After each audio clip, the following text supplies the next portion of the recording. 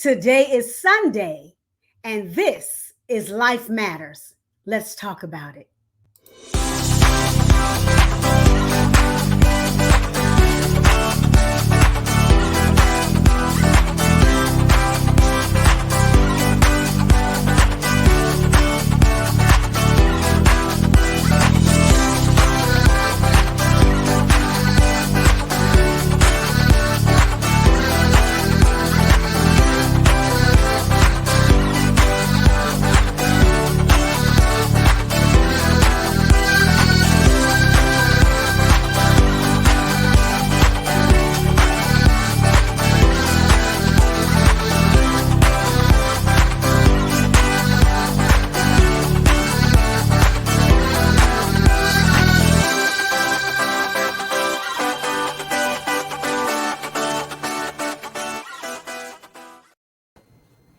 Well, hello, everybody. Hello, everybody. Welcome to Life Matters with Michele. I am your host, Michele Irby Johnson. You know, this is the platform where we talk about everything that matters, particularly in the African-American community.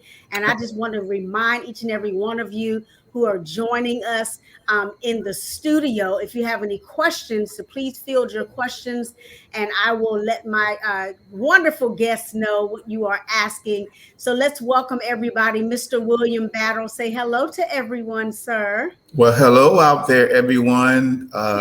Pleasure to know that you're on the show, you're on the call, and especially to you, Michele, Miss Michele Irby Johnson. Thank you for inviting me on your show. I was watching some of your pre-intro things, and I was like, she's giving me a lot of ideas what I need to do to get going. So, but I like your topics, your subtopics, and again, hello to everyone. I'm just thankful to be here, and I really appreciate that. Wonderful, wonderful. So once again, ladies and gentlemen, this is Life Matters with Michele. I am your host, Michele Irby Johnson. My very special guest today is William Battle, and we will be talking about a very critical conversation, a very critical topic, prostate cancer. And so before we jump right into our show, I want to give you a brief synopsis of who this amazing man of God is. Mr. William Battle is, he has a master's and is a highly driven health educator who over the past decade has engaged in philosophical application of knowledge related to various health practices and issues that affect today's society. And he placed a high priority on nutrition, chronic diseases, drug and alcohol, tobacco, and dimensions of wellness. William is currently an adjunct professor at Bowie State University in the College of Education. That's where we met, y'all, because we both were adjuncts, right? Yeah. He teaches in the Department of Teaching, Learning, and Professional Development, affectionately known as TLPD. To us Bulldogs, right? William is the president and founder of Emmanuel Health Education, EHE Inc., a community-based nonprofit 501c3 that provides an array of health messages for men where they live, work, and worship. Additionally, EHE works diligently in Maryland and in North Carolina to advocate, educate, and engage community-based participatory research and awareness to eradicate prostate cancer among men of color. Once again, my guest, Absolutely. Mr. William Battle. Thank you. Oh my goodness! You know, who'd ever know that I'd be on your show, Michele? I did. Who'd ever know? After walking those halls back and forth over in TLP, now it's Proctor. Yeah. But here we are. Yeah. Absolutely. Yeah. Well, it's a great thing when you have colleagues that you can, then call upon for various things and utilize them on various platforms to get the word out about whatever is important, particularly what matters in our lives today. And I'm so glad you and I had a conversation about this last year, sometime either mid-pandemic or pre-pandemic or something. Yeah. And I said, well, you know what? We need to talk about that. But that was before I had my show.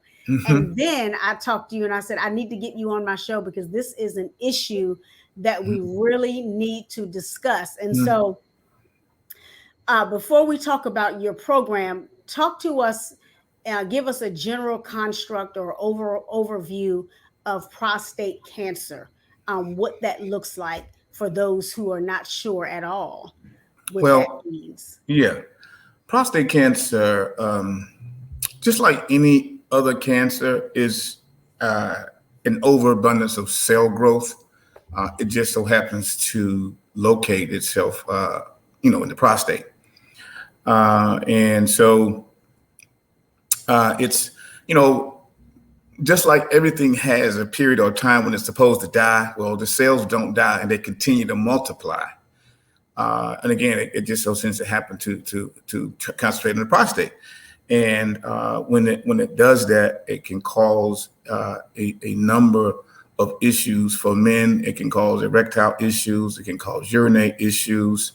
And depending upon if it spreads to other organs or other parts of the body, it can cause destruction, to other organs of the body. And so, and the unfortunate thing is that we, and particularly Black men, we have the highest incidence.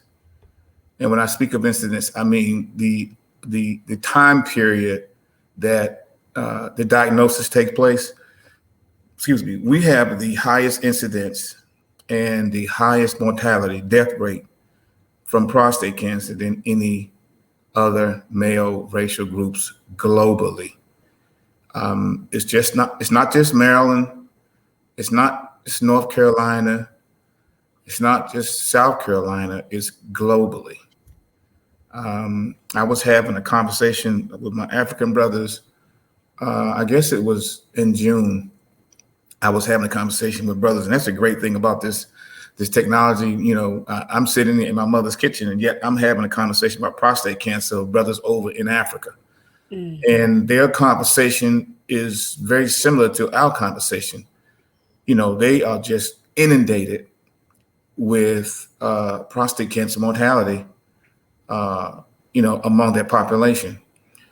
And so this prostate thing, and we don't necessarily have a concrete answer as to why. But we do know that as you age, you tend to have the numbers of prostate cancer tends to rise among men of color. Okay, so well, if you're able to tell everybody what the prostate does. We know it Well, only exists in men. now I keep it open and real, Michelle. I teach a health Please course. do. I Please teach a health do. course. Now, the prostate really it's an organ within the urological system, right? And here's the thing.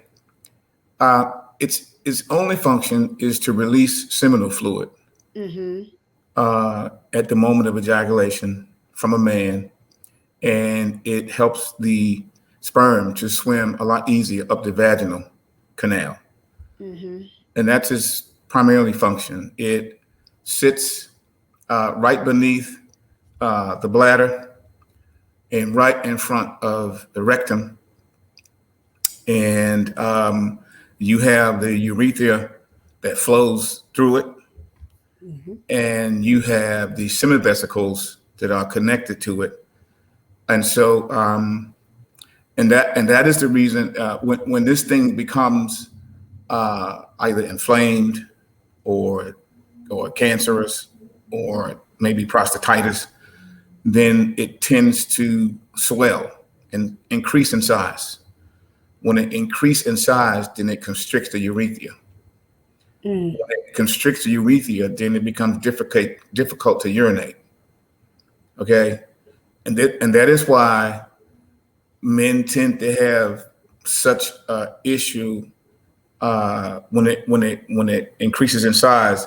Then you see frequent visits to the bathroom because now the bladder is not emptying itself. Okay, so men have frequent visits to the bathroom as a result of this. But here's what I want to kind of put in there. Frequent visits to the bathroom could also indicate a diabetes issue. Yeah. Okay. And so if our brothers are not getting themselves screened and tested and whatnot, what have you, then we're not really eliminating what the issue is. And that's the important thing about getting ourselves checked and screening. So the prostate actually is that organ right in that urinary canal that sits beneath, as I said, sits beneath the bladder and in front of the rectum. And when this thing, for whatever reason, you have the abnormal cell growth, when you have the cell growth, it increases in size. And what it does, that it constricts the urethra, it causes urinary problems, and just a gambit of things that transpire. Well, thank you for that, because I just wanted to make sure that our listeners and our viewers understand exactly what the prostate is, because everybody does not know. Mm-hmm. I don't want to make assumptions that our audience is aware. And Mm-hmm. so thank you for that very simplistic working definition. I mean, of course, I knew what it was because, I used to teach the health class. You taught the course. Yeah, you taught the same health class that you taught. But I've always been very interested, and I was in nursing school for 3 years. So I'm very familiar with the prostate. We have several questions from our audience. It says, I had my exam at 40 and I'm now 49 and I was cleared. At what age should you get your prostate checked? Well, this is the first thing I want to say. If you are, let's just take an African-American man, for example. If you are in a family, your grandfather had it, your father had it, your uncle had it, you're typically first generation, and it spread to some degree, then you typically are first generation, and you should be getting yourself screened in terms of the guidelines around 40 to 45. If you have, and it sounds like in that age group that the caller sounds like they're in the age group and they have had the screening, and I'm happy to know that. But if you're in that age group, that 40 to 45, and you've had your grandfather, your father, your uncle, someone like that, first generation, then certainly you should be getting yourselves checked. But here's what I say: because this issue is so prevalent in the Black community in terms of men. Even if you're not first generation in terms of prostate cancer, we should still be educated about this, because we're still susceptible just by the mere fact that we're Black. Yeah. So I don't want to put out anything that would cause anyone to be alarmed, but I do want to say education is the key. It sits in the driver's seat. And so therefore, we need to be educated about this so that we will be more prone to getting ourselves checked, despite whether you're first generation or not. Yeah. We have the highest incidence of mortality than any other racial group, male racial group. So first generation or not, we still should be engaged with educating and getting screened so as to avoid any issues on down the road there. Yeah. Wow. That's good. That's good. Because, I'm just going to have to put it out there. Men in general, but I'll say African-American men in general, do not like doctors. They don't like to go and get checked. They'll say, I'm fine. It stopped hurting. It's not bothering me anymore. And then by the time they're in excruciating pain, whatever the case may be, it might be stage 4, it might be this, it might be that. And I'm not talking about just the prostate. I'm just saying anything in general. It could be kidney failure. It could be, COPD, whatever. Our men, God bless you all. Yeah. I'm looking at you. Yeah. Our men have a difficult time going to see the doctor. I don't know if it's shame or I want to lean on the side of fear. They don't want to know. Rather than knowing, they'd rather suffer. Well, Michele, there are multiple reasons. You hit it on the head though. Fear is of the unknown. Some men just don't want to know. And then, I think there's the masculinity piece. When I grew up in a time frame where, if you fail or if you cut yourself, my dad and my granddad be like, "Oh man, boy, get up and Shake it off. shake it off and be a man," and and that kind of thing. And then there's some men that don't want to know um, because they don't want to have to engage with uh, not being able to be sexually active. Mm. You know what I mean? I've been doing this for a long time, and I get some of the most well, I guess I can't say. I'll just say strange responses from men when it comes to their rationale for not getting examined. And but anything that I believe that men feel that may impact them or their ability to be sexual humans, they don't want to engage in that department. So just let me be like I am. As long as I can engage with that, I'm good. But as you said earlier, the unfortunate thing is, if you're not getting screened, and if this stuff does get a hold of you, and if it spreads, it's kind of like just a matter of time, really. Yeah. I mean, there's treatments out there, but by the same token, once this thing spread, once it metastasized to a certain point, it's a smoking gun. Yeah, kind of. Yeah. So, trying to get to some of these questions here because they're just popping all through. Yeah. One of the questions is it curable? Well, here's the thing, and this is a very dear friend of mine. She's a radiation oncologist. Name is Dr. Denise Goosh. Powerful, powerful sister.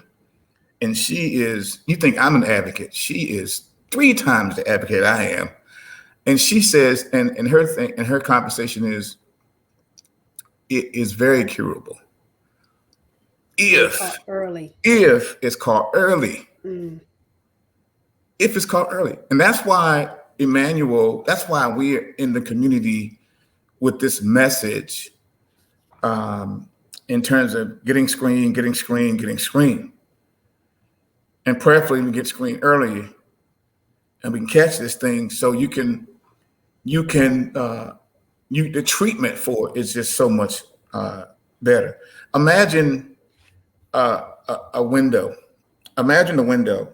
If you get screened earlier, your survival rate is 99%. I mean, what other cancer do you know the survival rate is 99%? But the longer you wait and don't get screened, the window closes. You go from 99, 97, 95% survival rate.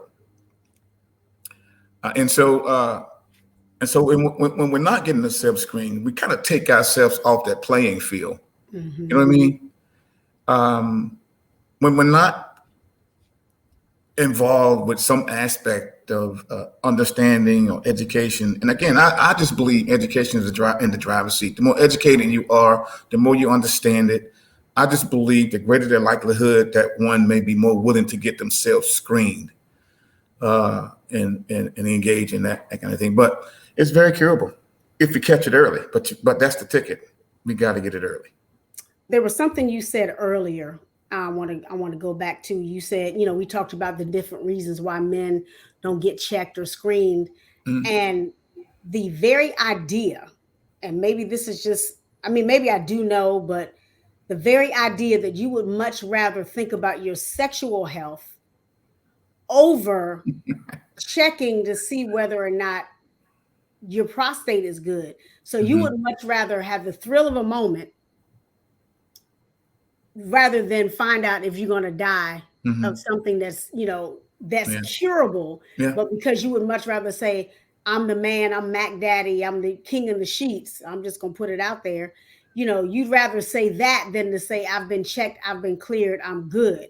And so like you said earlier, some of the things that it causes is erectile dysfunction. So how are you going to be Mac Daddy if you have ED? Well, as I said, I've been doing this for some time, and you'll be amazed at some of the responses. I know guys that purchase $60,000 and $70,000 vehicles, and they know everything about their car, but haven't a clue about their prostate. Never been checked. And that's simply how it is. We'd rather purchase the cars, purchase the houses, purchase the miscellaneous stuff, but don't have a clue about your prostate health, and don't want to know. So, but that's how some men are. Some men think that way. They process it that way. They see those kinds of things as being the one-all, tell-all kind of thing, and I'd much prefer not to know. If I can't have sex, then you might as well just give me a loaded gun and let me just blow my brains out if I can't have sex, because that's just something. And it's so unfortunate, because I think that in a lot of ways, we kind of taught those kind of things vicariously growing up in our environments. We see those kind of things as being priorities. We don't make health a priority. And, I really didn't make health a priority until I was in my mid-30s, and I had these terrible headaches, and I go to the doctor and found out that, I had high blood pressure. And at that point, things had to change for me. Yeah. Had to change for me. So, and then I had a friend of mine that died from colorectal cancer at a young age. So those kind of things were cues to action to me. Those things kind of boosted me, and made me become. And then, of course, when I was just blessed to start teaching this course, the health at the university, that kind of, I said, well, if I'm not, what kind of instructor am I if I'm not living what I'm preaching? Yeah. You know what I mean? So I have to be a living testimony. I have to be actually practicing what I'm preaching here. Or if not, I'm just a controversy with two legs. I'm just a two-legged controversy. So that's kind of how there has to be some cues to action for some men. There has to be, something that kind of warrants that male to want to get themselves tested. And I must take my hat off to women out there, because in all my years in doing this, there's a lot of women that get those men to go to the doctor. Lord knows I got to give you ladies your kudos, because you are a major reason why a lot of men go to the doctor and get themselves checked. I've been in health fairs before. And we were doing free prostate cancer screenings, and men would walk by with their wives, and a few seconds later, I would see that wife dragging this man back down to that room to get the PSA check. Yeah, I was gonna say PSA. Yeah, get the PSA check. So ladies, I just tip my hat off to you. You're just awesome, and you because for a lot of if a man is diagnosed with this, women are their primary caregivers. Yeah, you know what I mean. And they want their husbands to be around and to be healthy and be, whatnot. So I just appreciate the women. Yeah. Once again, ladies and gentlemen, we are talking to none other than William Battle, and we are discussing a very critical topic of prostate cancer. We want to remind you men out there, to get checked. And William, you said something again when you talked about the men bragging on their cars and their clothes and their houses and all those things. You can't take none of that with you if prostate cancer takes you out. And I think that those things for them is almost like a badge of success, or I'm the man because I've acquired this. But those things mean absolutely nothing if you're dying from the crotch down. If you know what I mean? If you would much rather show people that things are more important than your health, you can't get mad when the doctor comes in and says, you have 3 months to live or 6 months to live, because you would much rather stroke your ego and have people see you as something outside of a healthy being, to get yourself checked. So it's just And granted, Michelle, some men don't have access to health care. We have to include that. Yeah. We have to speak of, we have to certainly speak of that. And then again, some men just don't know. Yeah. Uh, you know, but overall, screening is our greatest defense against this. So if a man has an opportunity to get a screening and you don't have health care, free screening, and you don't have health care, that's a form of health care to be actually, free screening. So if there's an opportunity, please don't pay. And this is September. This is Prostate Health Awareness Month. September annually is Prostate Health Awareness Month. So, but on the other hand, because of COVID, it's been challenging for some of us to get out in the community and do those in-person kind of things. We scheduled, I cycle a lot, and we had a event scheduled for September 26th, but we had to cancel it because of COVID. And we were going to be offering free PSA screenings at that event. Yeah. And so COVID has come about, and it has just really caused, us to not be able to get out and do some of the things in person that we usually do. Well, is there well, since you said that, now they have the COVID home test. Do they have anything such as a home PSA test? I know now back in the day, back in the day, to get your prostate checked, it was a bend over and cough type of thing. Yeah. But nowadays there's a blood test, your PSA, to check your levels to see if, the functionality of your prostate. Now you probably will get to the bend over and cough situation if they see something, or they can do an MRI or a CAT scan or what have you. Do you know of, or if there's anything coming down the pipe where people can do home PSA screenings? Well, here's the thing, because, and we're talking about the PSA, the blood test, and then we're talking about the digital rectal exam, we're talking about the finger. Yeah. Currently, there are things out there on the horizon that are being looked at now, but nothing actually per se that I'm aware of at this point. The PSA and the digital rectal exams are probably more of the more accurate exams, although there are some controversy with the PSA in terms of specificity.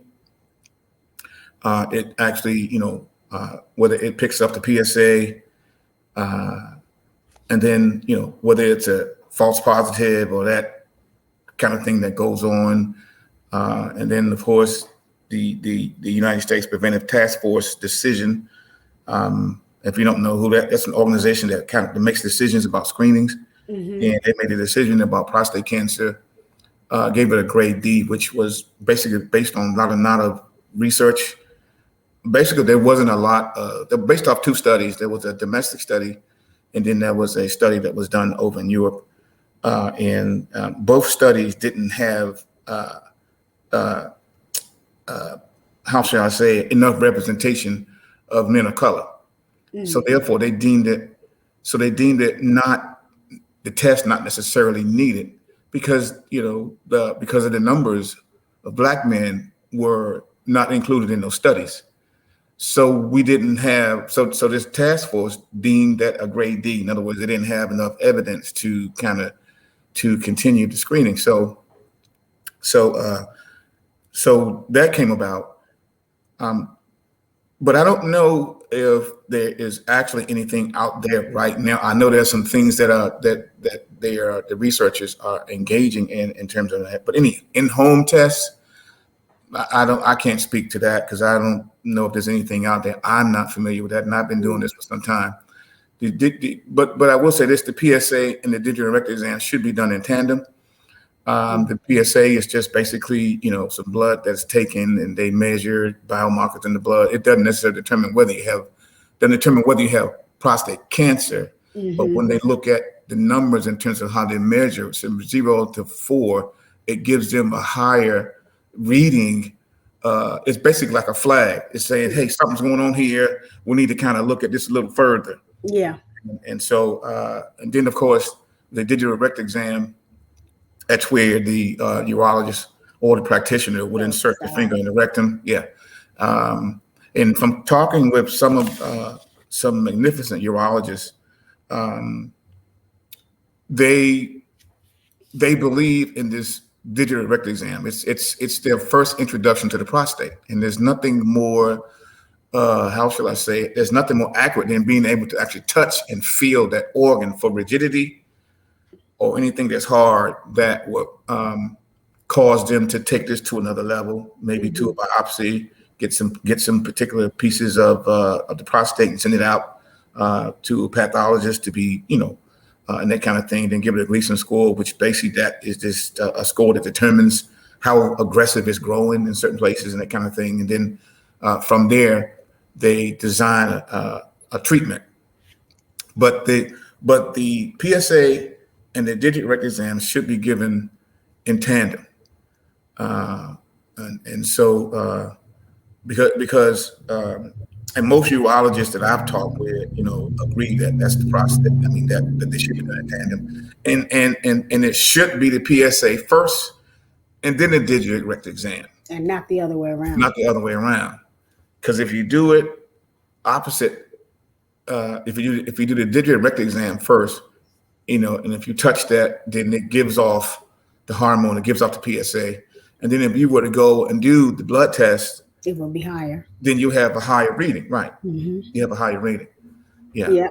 So this is good stuff. Once again, my listeners and my viewers, we are talking to William Battle, and we are discussing prostate cancer, a needed conversation, particularly for our African American men. Mm-hmm. You said something again earlier. I hear things and I have to go back to it. Yes, okay. When you made the statement about the research and the task force and them not having enough, do you think that the men of color didn't show up because of fear? They didn't want to come, or the word wasn't given to them to go and get screened? Because you have to have the quantitative and qualitative research, right, and all of these different things that give you the numbers that you need. Yeah.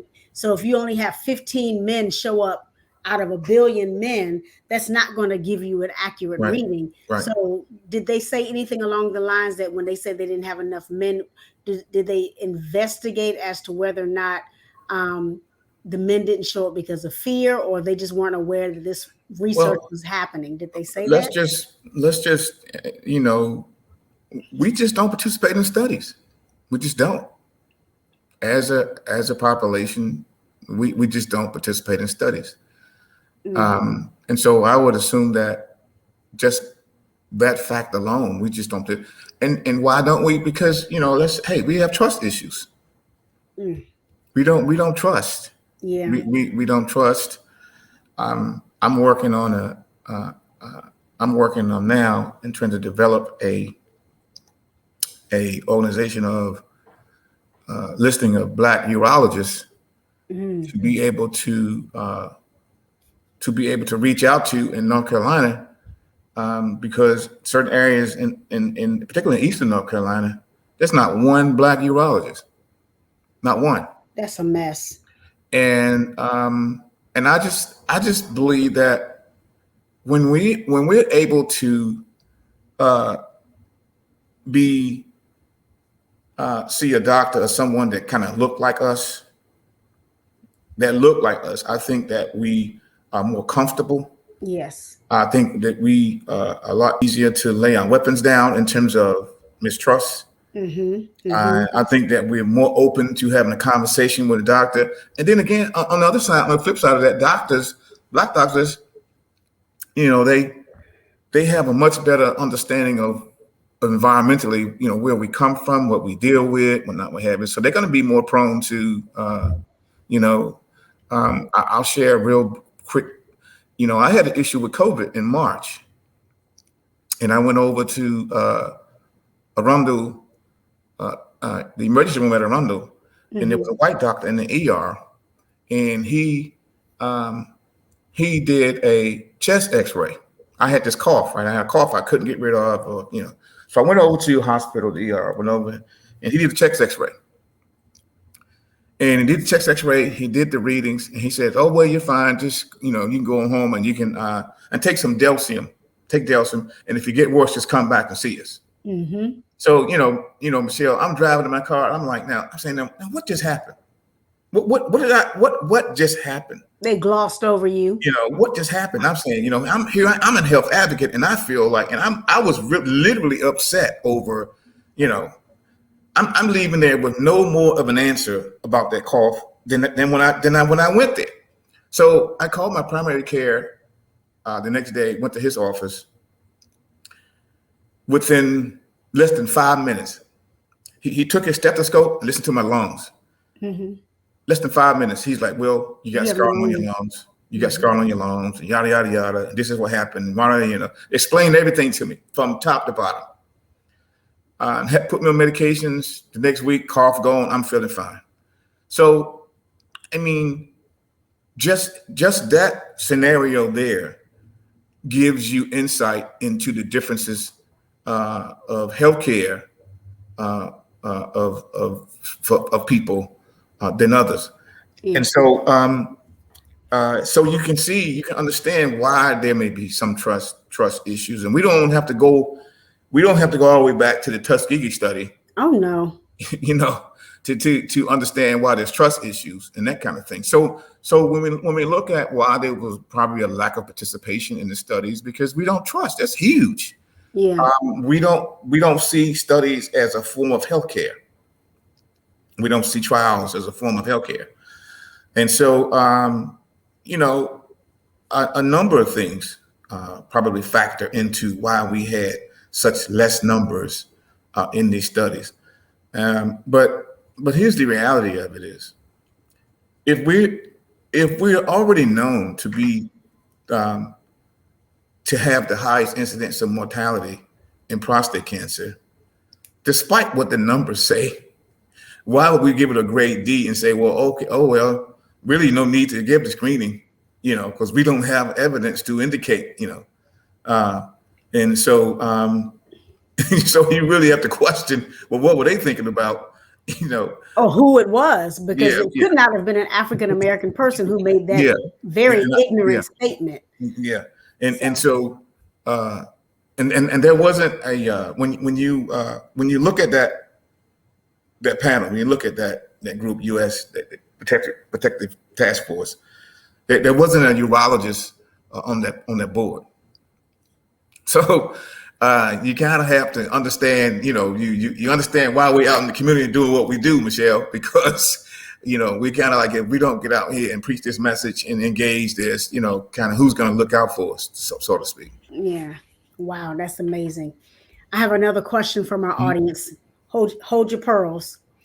It says, can too much sex or masturbation cause prostate cancer? I've never heard that one. I've never heard that before. But I don't know about that one. But if there's something that you're engaging in terms of, believe it or not, that is a form of exercise, for the prostate, and you want to, I'm not going to say for how much for you to exercise it. But if you are, do what you got to do. But I've never known that to cause prostate cancer. Now, I will say that there's a lot of conversation out there now about, food types, food types that can exacerbate, prostate cancer. I have a very dear friend of mine. He's a surgical oncologist, and you might want to consider even maybe getting him on your show one day, Michele, because he talks about food types as it relates to that. Connect him with me. Give him my information. Absolutely. I would love to speak with him. Absolutely. Yeah. What about blood type? Does blood type play a role? Like people who are O as opposed to people who are B? No, I've never known that to play a role in prostate cancer. Again, I think the seat of it is the abundance of cell growth. So what is it that causes the overabundance of cell growth in that prostate, and that's Mhm. where that's what the work is. Yeah. That's what the work is, and then getting our brothers screened, man. Brothers, if you hear me, man, you got to get yourself screened, man. And so, but that's what the work is, in terms of answering that question. And until we answer that question, we'll have the issues. And I don't want to get really Mhm. deep into cell structure and what goes on and that sort of thing, whatnot. That's for another time and maybe even another organization. But right now, we try to keep it simple. Emmanuel tries to keep it simple so that the ordinary layperson can understand, where we're coming from with this prostate cancer. Yes, yes. Once again, ladies and gentlemen, we are talking to William Battle. He is the founder of Emmanuel Health Education, EHE. To reach out to him for questions, to get screenings, to set up a screening, wherever you may be, you can go to his website at www.emmanuelhealthedu.com. That's EMMANUAL healthedu.com. And you can certainly send him an email at emmanuelhealthedu@gmail.com. It's very important that our men get screened. And if you need to, maybe your church wants to set up screenings, or maybe your organization wants to set up screenings. Emmanuel Health Education is someone you can reach out to as a resource to set those screenings up, to get them where you are in your location. And so it's very important. Somebody put a statistic in here, said 3.1 million men in the United States alone live with prostate cancer. That is an alarming rate. Now, we don't know of that number, how many are men of color, but it's still too many. One too many. And so men, we've got to get ourselves screened. Another viewer, she says, my husband is a prostate cancer survivor. He slacked up on his yearly checkup, but just made an appointment for him to see his neurologist. So that's a wife. She's a wife, and kudos to her. She's a wife indeed. They've been married over 40 years. I just happen to know who she is. And so I know she's going to get her husband in alignment. We are, although the numbers have gone down somewhat in terms of mortality, African Black men are still 2.5 times more likely to be diagnosed and to die from prostate cancer. It's still 2.5 times more likely. 2.5 times more likely. And we've got to get ourselves tested with this thing. And there's all kind of treatments out there. There's active surveillance for this thing. That's typically if it's diagnosed particularly early, and it's small, it's confined to the prostate, it doesn't appear to be spreading, then urologists will oftentimes just basically watch it and survey it and just take a look at it and see what happened. And then of course there's prostatectomy, where the prostate cancer is just that's a surgical procedure where it's taken out. And then there's radiation therapy, where they can implant seeds in the prostate to kill off the cancer. There's basically hormone therapy, where the individual is depleted of hormones in the prostate. Right. Yeah, it's basically a hormone. Yeah, the hormone. I mean, testosterone. You want it, don't you? Yeah. Hey. Yeah, and then of course there's proton therapy out there as well, and proton therapy is more like a direct shot of radiation to a specific part of the prostate, and what it does, it disallows damage to other organs. It used to be treatment was just one all treat all, but now for prostate cancer, and you've heard about individual treatment plans. Yeah, because every prostate cancer for men is different. Every man's prostate cancer is different. So now what's going on now is they're doing individual treatment plans. It's not one treatment modality now. It might be different types of treatment, but it's individualized for that individual. Right, and I think that's what a lot of people think, and even some physicians, I hate to say, they think it's a one size fit all. And no matter what type of medical treatment, it has to be customized to the person, because your blood type, your familial history, your this, your that, contraindication with different medications may disallow this treatment to work, or whatever the case may be. And so we cannot go in and say, well, everybody needs to get radiation. Right. No. Yeah. Right. So. Yeah. So there's and by virtue of having this conversation, Michele, is huge. Because men don't talk. No. Men not going to talk. They talk, but probably not about this subject. Right. Well, I can't say men not. Some do. A certain percentage. Let me be politically correct. A certain percentage of men may not have a conversation about it, but on the other hand, some may. And which is good. But the more we can engage in conversations about this, the more we can help others understand it. And so it's one of those things where we need to have conversations around it, because you never know what you might say that could help someone else. Exactly. Exactly. You just never know. You never know. I'm working with my fraternity now, and we're doing an event on the 23rd this month. And we're having two brothers to come on and to share about their experiences. And we have no idea who's going to be on that call that they may be speaking to. I mean, I have guys that have called me from California, all over the place, just seeking information.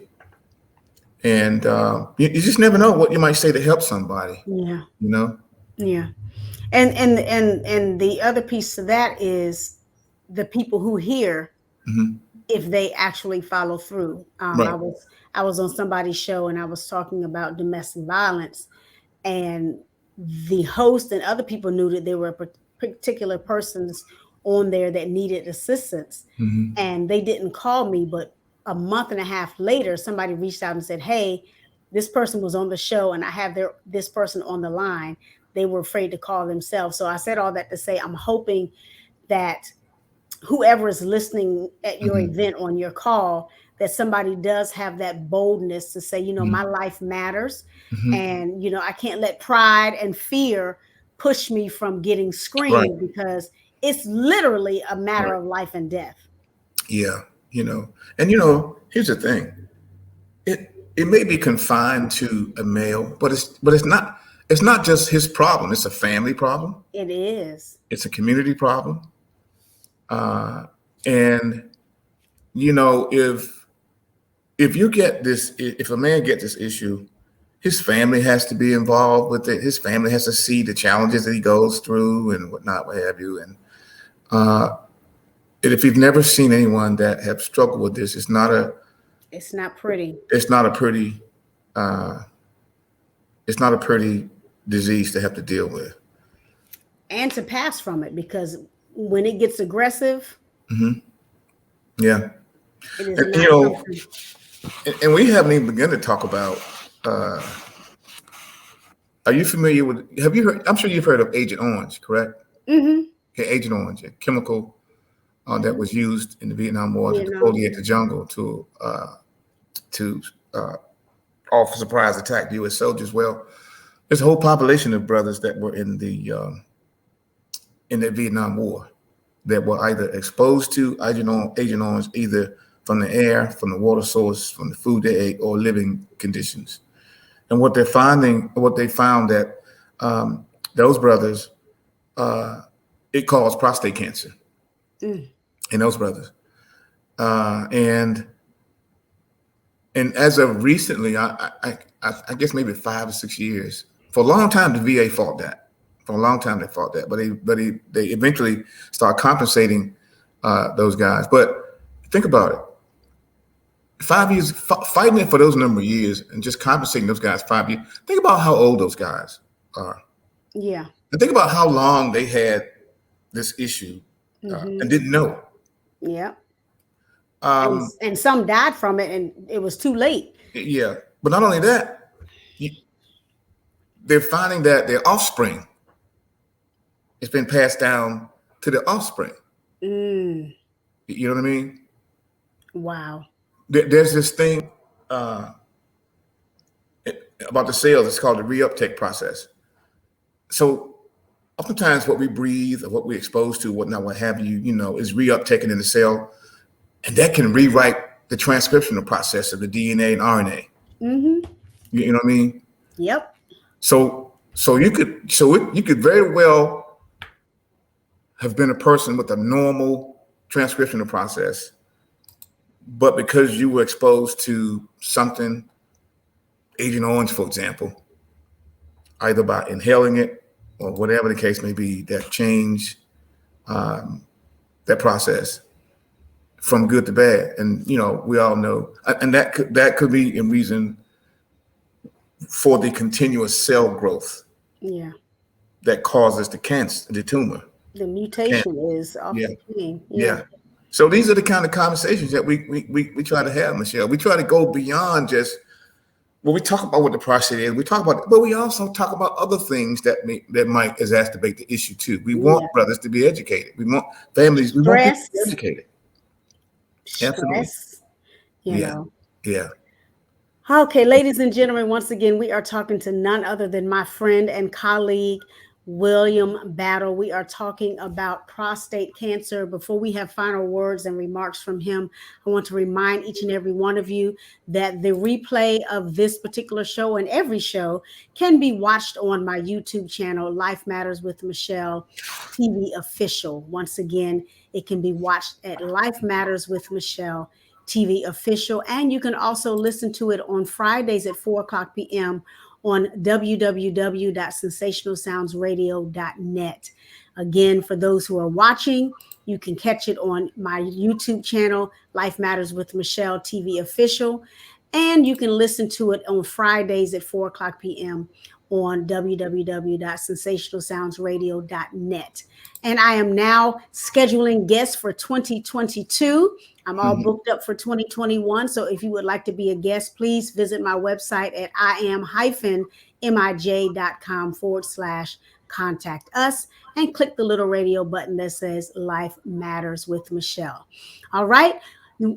Brother William, take us on in and give us some final thoughts on prostate cancer. This has been such a good topic. We really need to have 2 hours, but yeah, it would really be nice. You have to bring me back and do part 2. Yeah, I just want the folks out there to understand that this is not going anywhere. I mean, COVID has come in and it kind of took us by storm, but prostate cancer still lives. And so September is Prostate Health Awareness Month. And I would like nothing more than for as many men as possible to get themselves screened and have some idea of what your numbers are and what they mean. Don't just be so content because the doctor might say you're fine. Well, what exactly is fine? Understand your numbers. If you got low numbers, understand what they are. There's so much stuff out there on the web now that you can read and educate yourselves. And so my prayer is that, get screened. And they can get a free health screening anywhere, or if they went to a doctor's office, that's going to cost though, right? Yeah. Well, right now, because of COVID, we do have relationships with LabCorp. And I'm actually working with LabCorp now to see how we can work things out and get around that. And as soon as I, work those kind of things out, we do have programs coming up where I have a friend of mine that wrote this movie. It's called The Black Walnut. And we're going to be broadcasting that film pretty soon in the area. And we will be offering free prostate. Well, we won't be doing them at the site. Right. But we'll be providing men with a document that they can go over to men that attend the event. They can go to LabCorp and they can get the free screening. They'll have 12 months to get the screening for free. That's All right. awesome. That is Yeah. awesome. Well, once again, ladies, we have been talking to my friend and colleague, William Battle, and we've been talking about prostate cancer. The show may be ending, but the conversation continues. Ladies, talk to your husbands, your sons, your brothers. Men, talk to one another. Don't let fear and don't let your ego and don't let your pride take you into a grave prematurely, because you do not want to get tested and screened. It is a very important conversation, particularly for our African American brothers or men of color, because we have our own issues in terms of why we do not do that. It can be lack of health care. It could be fear, trust issues, some of the many things that Mr. Battle has said. Just go back and watch the replay. I want to thank you once again, my friend, William Battle, for joining me on Life Matters today, where we talk about what happens, or talk about what matters in our community. All right, everybody. Thank you for tuning in, and we will talk to you again next time. Thank you, Michelle. Keep doing what you're doing. You got a great show going on here. Thank you, sir. All right, everybody. Talk to you again next week. Bye-bye. Thank you. Bye-bye.